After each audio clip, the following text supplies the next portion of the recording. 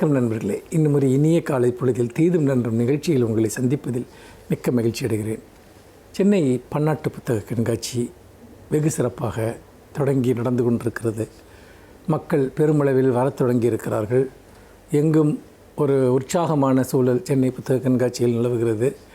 இது புத்தக கண்காட்சியை பார்ப்பது என்பதே ஒரு மிகச்சிறந்த அனுபவமாக கருதி காலங்காலமாக புத்தக கண்காட்சிக்கு வந்து கொண்டிருப்பவர்கள் மட்டுமல்ல, முதலாக வருகிறவர்களும் புதிய வாசகர்களும் சென்னை புத்தக கண்காட்சியை நோக்கி வந்து கொண்டிருக்கிறார்கள் என்கிற மகிழ்ச்சியான ஒரு நிலையை நாம் பார்க்கிறோம். அப்படி பார்க்கிற போது புதிதாக படிக்க வரக்கூடிய இளைஞர்களுக்கு அல்லது புதிதாக புத்தகம் படிக்க வேண்டும் என்று விரும்புகிறவர்களுக்கு ஒரு புத்தக கண்காட்சியை சுற்றி பார்க்கிற போது ஒரு திகைப்பு ஏற்படுகிறது. என்ன திகைப்பு என்றால், நாம் எந்த புத்தகத்திலிருந்து படிக்க ஆரம்பிப்பது என்று. இது ஒரு வித்தியாசமான ஒரு விசித்திரமான ஒரு சூழல். ஏனென்றால் இப்பொழுது நாங்கள் எல்லாம் குழந்தை பருவத்தில் இருக்கிற போது என்னுடைய தந்தையார் எனக்கு ஒரு 6-7 வயது இருக்கிற போதே எனக்கு புத்தகங்களை வாங்கி தர ஆரம்பித்தார். காமிக்ஸ்களிலிருந்து தொடங்கி மாயாஜால கதைகளிலிருந்து தொடங்கி அப்படியே ஒவ்வொரு வயதிலும் நாவல்கள் படிப்பது, அதே போல் கட்டுரை நூல்கள் படிப்பது, கவிதை நூல்கள் படிப்பது, சிறுகதை நூல்களை படிப்பது, தத்துவம், பொருளாதாரம் போன்ற விஷயங்களை படிப்பது எல்லாமே அந்த வயது செல்ல செல்ல ஒவ்வொரு காலகட்டத்திலும் அதற்கான புத்தகங்களை தேர்ந்து படித்து கொண்டே வந்தோம். ஆனால் படிப்பதற்கு முதல் தேவை என்பது மொழி பழக்கம். இந்த மொழி பழக்கம் இல்லாவிட்டால் ஒரு மிக எளிமையான நூல்களை கூட நாம் வாசிக்க முடியாது.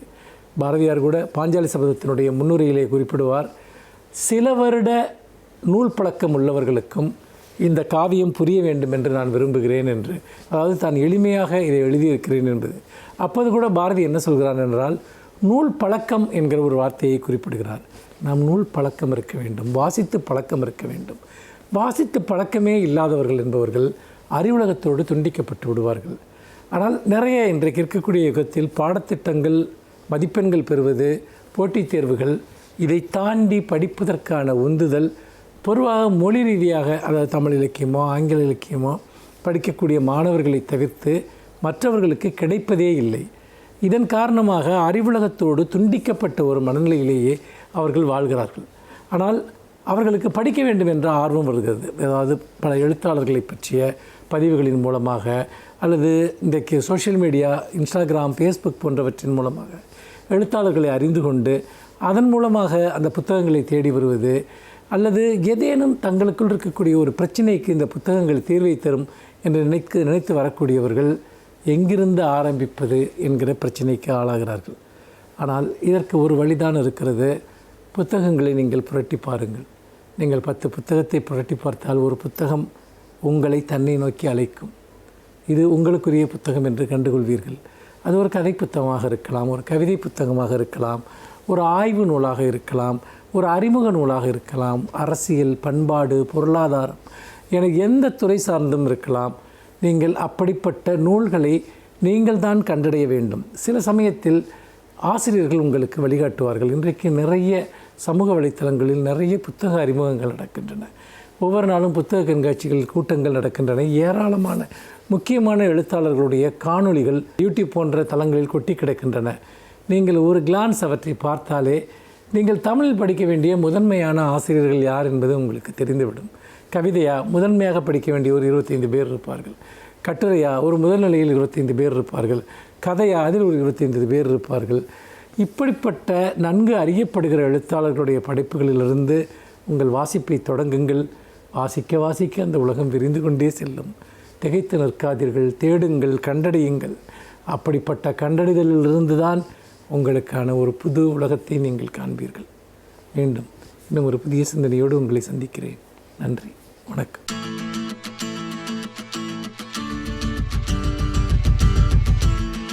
அனைவருக்கும் என் அன்பு வணக்கம். நான் இளைஞனாக இருக்கிற காலத்திலே எல்லாம் ஒரு வேலை கிடைத்து விட்டதென்றால் அது கவர்மெண்ட் வேலையா என்று கேட்பார்கள். எவ்வளவு ஊதியம் வருகிறது, எவ்வளவு பெரிய நிறுவனம் என்பதை பற்றியெல்லாம் கேள்வி இல்லை.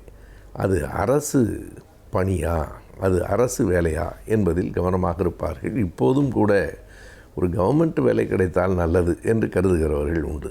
அது என்ன, அரசு வேலைக்கு அப்படி ஒரு முதன்மை, அப்படி ஒரு சிறப்பு என்றால் வேறொன்றும் இல்லை. அடிப்படையாக அந்த கேள்விக்கு பெரியவர்களிடம் கேட்டால் உடனே விடை சொல்வார்கள், கவர்மெண்ட் வேலைனா பென்ஷன்லாம் வரும்பா என்று சொல்லுவார்கள். மற்ற எதிலும் இல்லாத ஒன்று அரசு வேலைகளில் உண்டு. ஓய்வு பெற்ற பிறகு வாழ்நாள் முழுவதும் ஓய்வூதியம் வரும். அதற்கு பிறகு இறந்து போனாலும் கூட அந்த குடும்பத்திற்கான குடும்ப ஓய்வூதியம் வரும். இது வேறு எந்த தனியார் நிறுவனத்திலும் கிடைக்காது. எனவே இந்த ஓய்வூதியம் என்பது அரசு பணியிலிருந்து பிரிக்க முடியாத ஒன்றாக இருந்தது. ஏன் இருந்தது என்று நான் குறிப்பிடுகிறேன் என்றால் 2003க்கு பிறகு அது இல்லை. 2003இல் யாருடைய ஆட்சி நடைபெற்றது என்பதை நாம் அறிவோம்.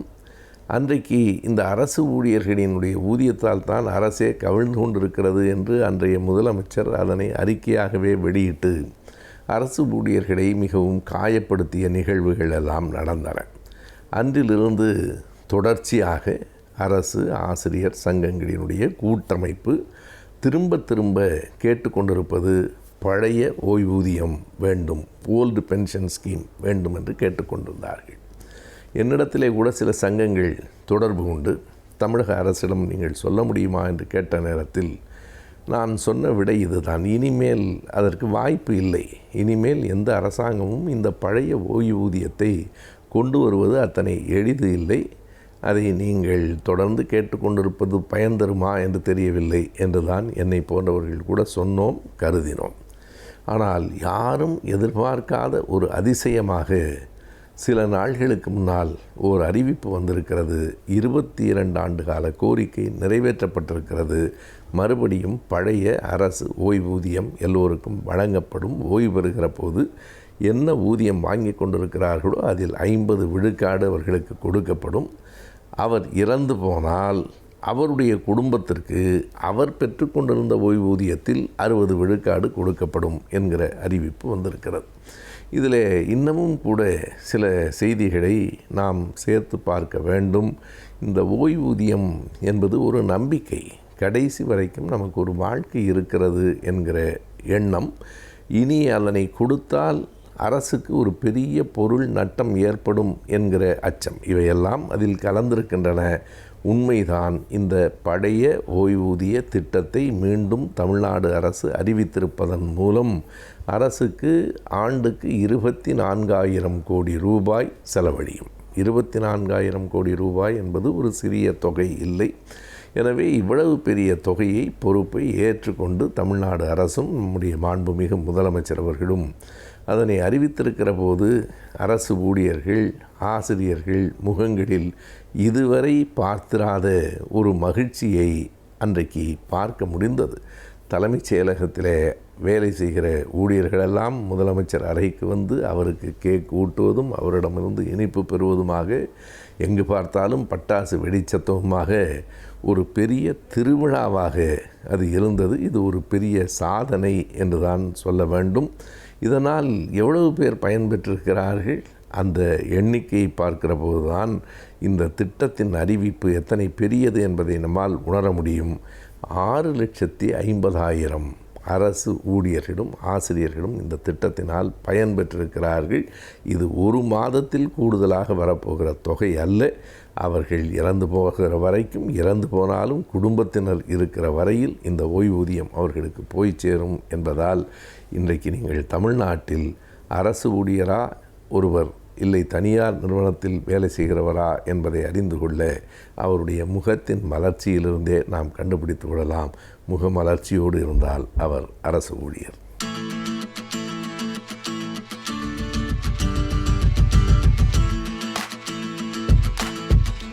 வணக்கம் நேயர்களே. நாம் மன வாழ்க்கையில் ஏற்படக்கூடிய சிக்கல்கள், பிரச்சனைகள், இவைகளெல்லாம் நாம் எவ்வாறு சமாளிப்பது என்பதை பற்றி சில யூகங்களை நாம் பார்த்து வருகின்றோம். அதில் ஒவ்வொன்றாக பார்த்து வந்தோம். நாம் பிடித்தது, பிடிக்காதது, விட்டு கொடுப்பது, பிறந்த வீட்டை பற்றி நாம் பெருமையாக பேசாமல் இருப்பது என்று பல யுக்திகளை நான் உங்களிடம் கூறி வந்தேன். அதில் ஒரு முக்கியமான ஒன்றாக இருப்பது தாம்பத்தியம். மன வாழ்க்கையில் தாம்பத்தியம் என்பது பொதுவாக செக்ஷன் சொல்கின்றோம்.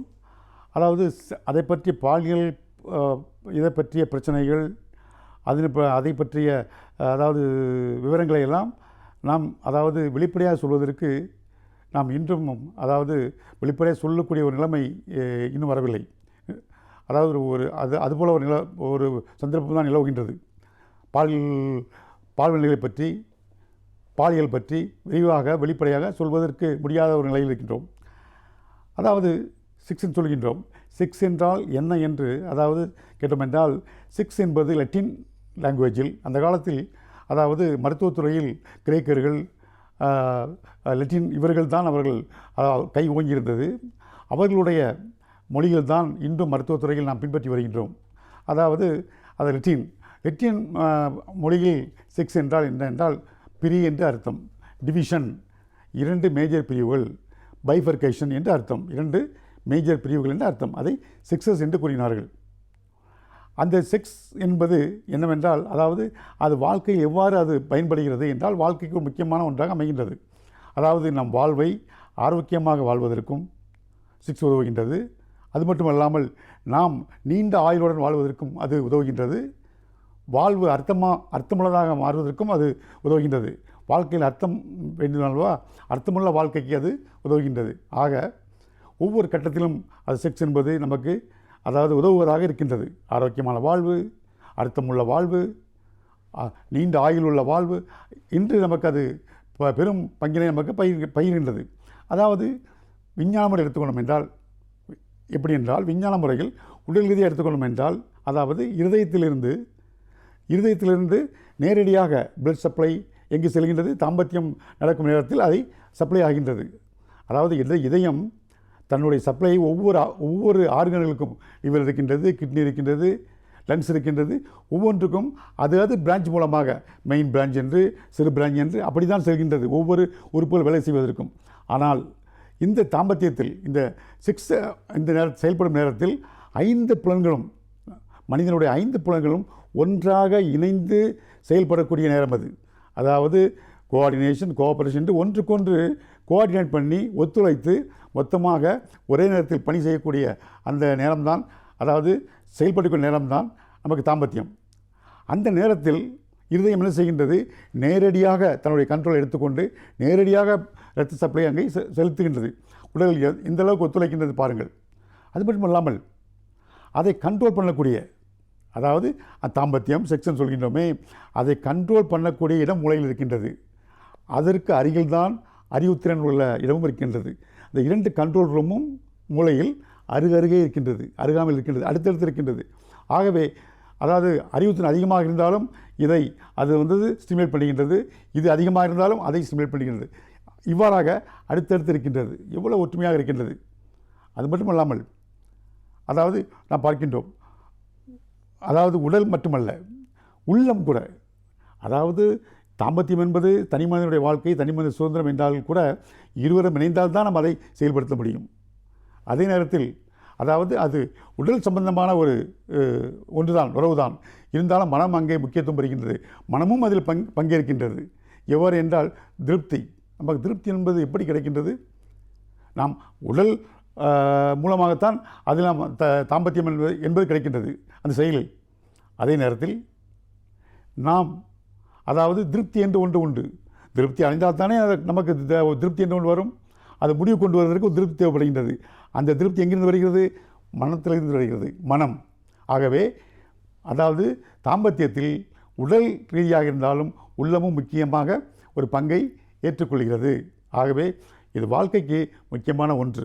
இருந்தாலும் நாம் அதாவது செக்ஸ் என்ற வார்த்தைகளை சொல்வதற்கு நம்முடைய சமுதாயத்தில் சில ஸ்டிக்மாக்கள் இருக்கின்றது, அடைமொழிகள். அது மட்டுமல்லாமல் மற்ற பெயரெல்லாம் இருக்கின்றது.